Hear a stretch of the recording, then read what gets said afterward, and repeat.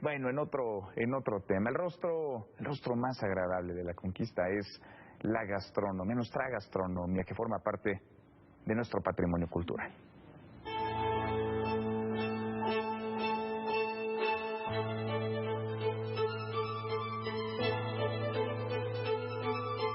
La Conquista del Sabor es un amplio programa que pretende dar a conocer todo aquello que nos ha enriquecido a lo largo de 500 años de encuentro profícuo.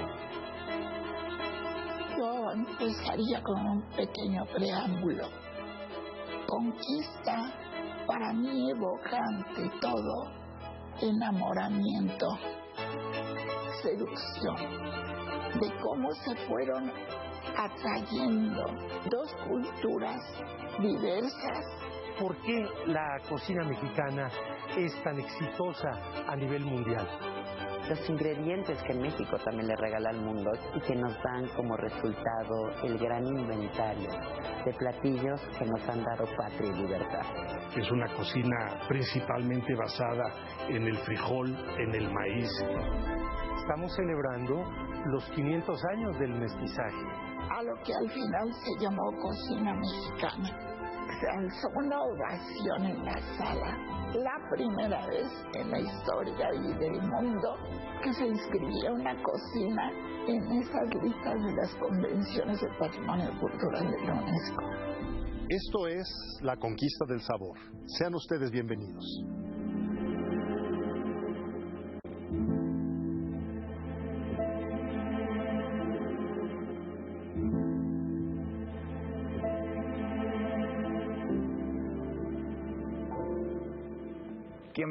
Qué maravilla, vamos a entrarle al tema. Marta Ortiz, la chef Marta Ortiz, bienvenida, muchas gracias por estar acá. Gracias, Manuel, buenas noches. Gracias, Ricardo Muñoz Zurita, el chef Ricardo Muñoz Zurita, muchísimas gracias. Sergio Vela, que no es chef, querido Sergio. No, yo nada más soy comelón. Yo también.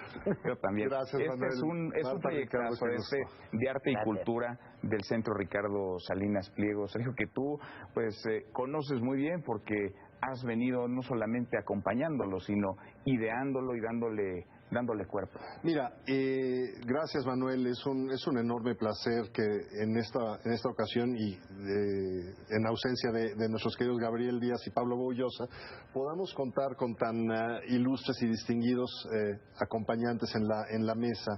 Dos chefs que colocan la gastronomía mexicana en los más altos niveles cualitativos, pero además con imaginación, creatividad. ¿De dónde viene este proyecto, La Conquista del Sabor? Bueno, como sabemos, estamos en tiempos de efemérides, desde el año 2019, en que se conmemoraron los 500 años del encuentro físico entre Moctezuma Xocoyotzin y Hernán Cortés, que simboliza de alguna manera el encuentro de culturas y el mestizaje resultante de ello, y ahora en este año los 500 años de la caída de Tenochtitlan y además los 200 de la independencia de lo que fue el Imperio Mexicano. Bueno, me parece que cuando hablamos de los rasgos distintivos de nuestra identidad, el mestizaje es uno de ellos. Pocas cosas resultan tan elocuentes, gratas, cotidianas, comprensibles, disfrutables, apetecibles y además nos llenan de orgullo como la cocina mexicana. Entonces, oye, pocas cosas nos hacen pelear menos, ¿no? Porque en todo lo demás hay polarización, interpretación. Todos estamos, aquí sí nos vamos a poner de acuerdo. Sí, es poca la gente la que no le gusta un guacamole, ¿verdad? Y si no le gusta otra cosa mexicana. Pero bueno, uno de nuestros colaboradores en Arte y Cultura del Centro Ricardo Salinas Pliego, Felipe Jiménez, querido amigo de muchísimos años, que había hecho hace algunas décadas el recetario del Quijote a partir de todo lo que se cuenta gastronómicamente en el Quijote, empezó a hacer un recetario en torno a este fenómeno, es decir, qué comía Carlos V cuando los españoles vinieron acá, bueno, Carlos I de España, qué comía Moctezuma Xocoyotzin y como resultado qué comía Hernán Cortés, que simboliza este encuentro. Entonces, a partir de ahí dijimos, ¿qué tal si vamos a más?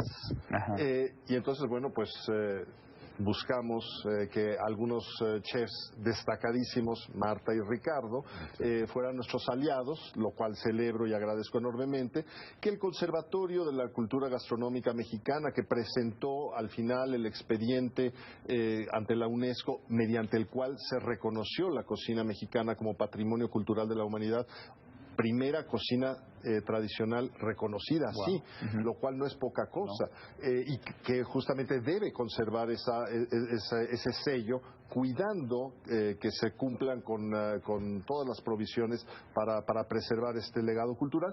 Entonces, bueno, pues se trata de un producto culturalmente amplísimo, pero además con gran penetración en los medios, pues estamos en una casa llena de posibilidades. Ahora, ¿de dónde viene, digamos, el origen, nuestra cocina? Lo que hoy consumimos, lo que está en la mesa de los mexicanos, ¿de dónde viene y cómo entender, digamos, esa evolución que nos hizo llegar hasta acá, Ricardo? Bueno, es una pregunta que tiene muchas aristas y es bastante compleja, porque ciertamente cuando hay este encuentro que ya el maestro Vela hizo referencia, ya había aquí una cocina muy cuajada, pero a diferencia de lo que había en otras partes del mundo, esta cocina creció sola, porque ya Europa se había conectado Asia, África y Europa, y aquí crecimos solos, y hay un ingrediente más, aparte de la creatividad, la cocina y etcétera, la biodiversidad de México es una de las más grandes del mundo. Luego entonces teníamos más ingredientes con los cuales cocinar. Entonces hubo un encuentro muy portentoso, porque muchas de las cosas que hoy conocemos como cocina clásica ya existían, como el pozole, los tamales, las mismas tortillas. ¿Eso ya se comía hace todo eso ya 500 años? Ajá, la misma cochinita pibil se hacía con pecarí, y la cecina se hacía con venado. O sea que sí es verdad que hubo este encuentro y esta gran fusión, pero esta cocina era muy robusta y era muy terminada. Y luego entonces también no habría que olvidar, con eso de la polémica, que luego los escritos y manuscritos que existen son bajo la visión europea, porque los códices fueron quemados en Yucatán, Diego de Landa con su famoso auto de fe, y en Ciudad de México, Fray de Zumárraga. Entonces hay que andarse contentos con eso, porque hay que estar un poco más serio. A ver, pero dices, esto ya estaba, digamos, o sea, ya había muchas cosas que hoy están en las mesas del el guacamole y el mole, que ya existían. Y luego, ¿cómo se mete, digamos, cómo es posible que yo creo que Ricardo dice algo muy importante? Esta cocina ya era robusta, era magnánima y tenía grandeza como lo tenía la cultura, ¿no? Yo creo que separar la gastronomía de la cultura es imposible, ¿no? Y de la propia historia. En lo que yo sí creo es en los ingredientes que vienen del viejo mundo, que como señala también Ricardo y como creo yo misma, pues le dieron cosas maravillosas, porque a su vez no eran solamente los ingredientes de España, ¿no? España, los moros, y tú lo ves hasta en el ajonjolí del mole. Y yo sí creo que a lo que llaman conquista, y que tiene como resultado este mestizaje, es esta unión entre algo muy robusto, ¿no? El nuevo y el viejo mundo, en esta seducción que no para y que nos regala estos sabores extraordinarios. Creo que aparte lo que hoy probamos, ¿no? Y que tiene todo este desarrollo histórico y esta belleza, porque a mí me parece que hay algo muy importante que resaltar en la cocina mexicana, y es su belleza, sus colores. Pocas cocinas te dan un mole rojo, ¿no? Con un arroz blanco, o un mole verde, con un arroz morado, con huitle. O sea, este alto contraste que en un plato azul, me parece que esa belleza, esa estética, híjole, es espectacular. Y no se entendería sin esta fusión, ¿no? No se entendería sin... Por supuesto, pero además estamos hablando, en el caso de la cocina tradicional, pues sí, de una acumulación. Claro. Yo recuerdo, y lo compartí hace muchos años con Marta, un texto precioso de Fernando del Paso, que creo que te quedé en enviártelo. Sí. Cuando Fernando del Paso... No se lo he enviado todavía. Pero se lo voy a enviar. Seguramente. Muchas cosas. Fernando del Paso, en el año 1992, dictó una conferencia en el Festival Internacional Cervantino. Era la primera ocasión en que dirigía yo el Festival Cervantino, justamente en conmemoración de los 500 años del encuentro de dos mundos, y él empezó a disertar magistralmente en torno a la cocina, diciendo: las naciones son independientes antes de los fenómenos políticos por su cocina. Y decía que la cocina mexicana es una forma de ejercer la libertad. La cocina en general, pero la mexicana de manera espectacular, porque además no debemos olvidar algo sobre lo cual Marta y Ricardo podrán abundar.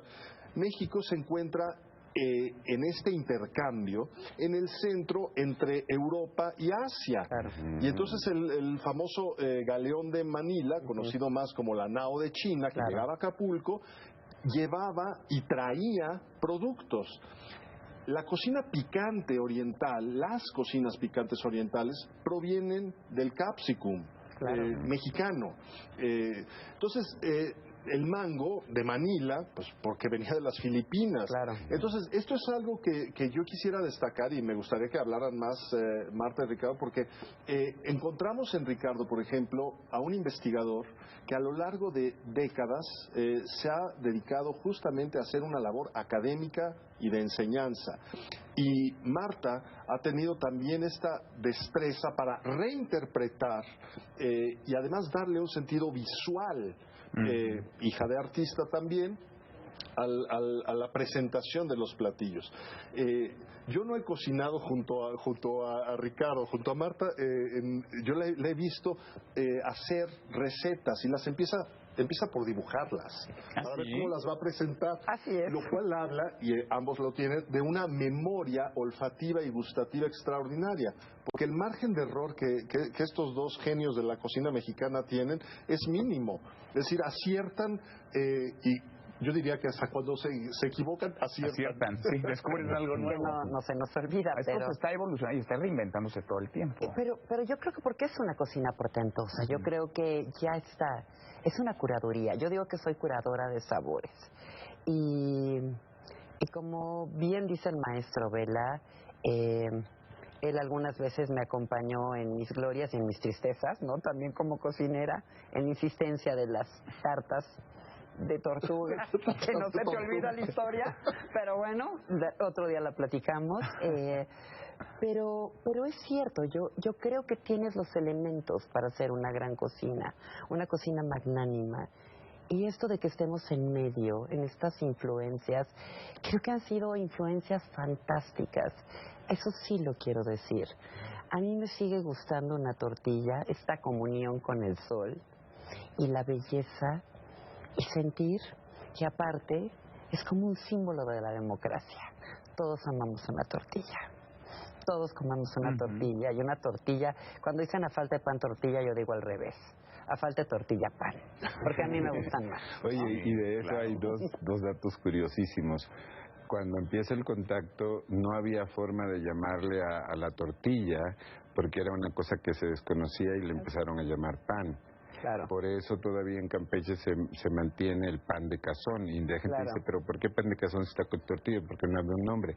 Claro que en maya sí había la palabra, que es Ixuá, pero en el centro del país se hablaba náhuatl, por lo tanto era Tlaxcali. Luego entonces, como no había una ni otra, pues le pusieron tortilla. Claro. ¿No?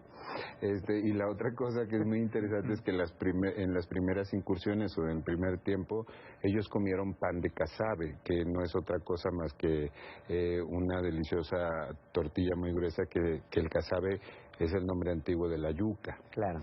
Y Cortés hizo factamente traer dos cosas que llegaron en una época muy temprana, que fue el trigo, y con eso hubo pan. Claro. Lo que nunca se imaginaron es que la inventiva mexicana íbamos a tener más de 120 variedades de formas, colores y sabores.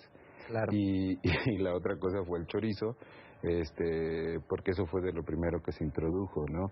Y hoy tenemos más de 20 chorizos, entre longanizas, butifarras y chorizos, tenemos más de 70 variedades en el país.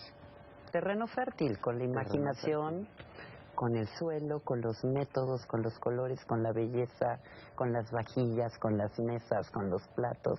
Terreno fértil. En esta nadie se debe una disculpa con nadie, ¿no? No, absolutamente no. No tenemos que exigirle disculpas a nadie. Agradecernos mutuamente. Es decir, todo lo que Europa tiene que agradecerle a América. Imaginemos la cocina italiana sin el jitomate. Por supuesto. Desde luego.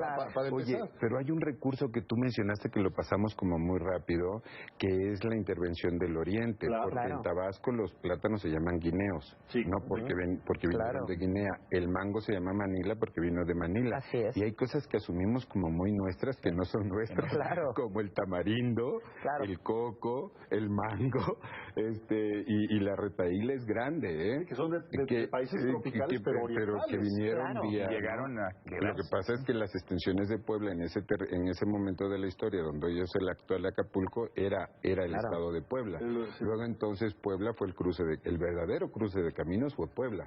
Y el que comparte y reparte le toca la mayor parte, y por eso es que la cocina poblana es tan portentosa, porque todo lo que venía del oriente ahí en Puebla se dividía para irse a Europa y venir a Ciudad de México, y todo lo que venía de Europa se dividía en Puebla para venir a México, y lo que se mandaba al oriente. Y el mismo traje de la China poblana, ¿no? Desde ahí mismo, ¿no? O sea, con toda la leyenda de esta mujer que llega, ¿no? Y que sale de un cofre, ¿no? Y es maravilloso. Y es una mezcla visual. Exactamente, pero desde ahí, ¿no? Estos trajes que no hay ninguno que se le parezca, ¿no? Con estas lentejuelas y que coincidentemente coincide con el barroco. Así es, ¿no? y coincide con ese barroco. Esa vestimenta tan exuberante con la exuberancia del barroco. Pues que la cocina mexicana es esencialmente un producto del barroco. Exactamente. Y el barroco es cualquier cosa menos un orden racional austero. Ni minimalista. Es una mala. Así es. Y desproporcionado. Desproporcionado. Extravagante. Por supuesto. Excesivo. Y bueno, pues eso lo vemos, ¿no? En algunas de los recuentos que hace alguno de los cronistas, hablando de esos productos refiriéndose al chile, que arde tanto al entrar como al salir. Lo cual es precioso. Exactamente. Pero bueno, yo quisiera también... Y que tú hiciste, ¿te acuerdas? En el Colegio Nacional, todo esto muy lindo acerca del picante. Hicimos con el Colegio Nacional hace algún tiempo un ciclo para estudiar justamente todo el chile y todas las características inclusive biológicas. El placer, ¿no? Este placer del dolor que te causa de quiero más, me picó, quiero más, ¿no? Esta parte muy obsesiva, ¿no? Que puede crear el chile, que es maravillosa. Algo que es importantísimo, yo quisiera subrayar, es que la cocina mexicana está experimentando un gran momento de auge creativo. Y justamente aquí tenemos a dos de los representantes. Ellos tienen colegas muy respetables. Sin embargo, no podemos tener a todos los colegas aquí. Tenemos aquí dos interlocutores que han colocado la cocina mexicana, reinterpretándola, rehaciéndola, rescatándola en un nivel de excelencia que va mucho más allá de lo que tradicionalmente se entiende internacionalmente por cocina mexicana. Y además quisiera subrayar también que se trata de una muy buena noticia. Es decir, es una muy buena imagen de México. Entonces creo que ambos podrían... Sí, hay algo que enguapece a México es su cocina. Estoy segura. Y la otra cosa, Sergio, es que nos tocó la gloria de vivir en tiempos de libertad, pero de libertad en la cocina, porque cuando yo inicié la cocina hace muchos años, el parámetro era francés. Así es. Y el rigor era francés. Y hoy en día vivimos unos tiempos de libertad. Y es un referente, la cocina mexicana en el mundo es un referente. Y cada día mucho como más había quienes querían seguir cierta corriente, cierta cultura, cierta cocina, hoy la mexicana... Te la voy a contestar más fácil. Imagínate una cocina italiana sin jitomate, una pastelería sin chocolate y sin el aroma de nuestra vainilla en el mundo. Le dimos sabor, color y el mundo. Antes del contacto, los chorizos eran blanquizcos. Son nuestros chiles los que le dan color. Y hablando de los superfoods, todo el mundo come aguacate, come amaranto, pensando en el futuro. También es mexicano, ya era superfood. Ponte a pensar. Todo el mundo hoy come amaranto y aguacate, ¿no? ¿Y de dónde viene? cacao, cacao, no hay en todas partes. Y lo que se ha descubierto, por ejemplo, el pinole, que es el maíz tostado, hecho polvo, se sabe que para los atletas de grandes rendimientos y maratonistas, la manera en que entra el alimento directamente al torrente sanguíneo es muchísimo más potente que cualquier otro energizante que se te pueda imaginar. Manuel, tema inagotable, tenemos que repetir esta mesa. Claro. Pero vámonos, exacto. Pero con comida, al calor de unos platillos y de unas bebidas para hacerle justicia a esta que ha sido una plática enriquecedora y maravillosa. Qué lujo escucharle. Sergio, muchas gracias. Gracias, querido Manuel. Gracias, Ricardo. Muchas gracias, Marta. Al contrario, gracias, Manuel. Bienvenidos y gracias por estar acá. Al contrario, gracias. Gracias a ustedes por vernos. Viernes, fin de semana. Pásenla muy bien. Acá nos encontramos el lunes.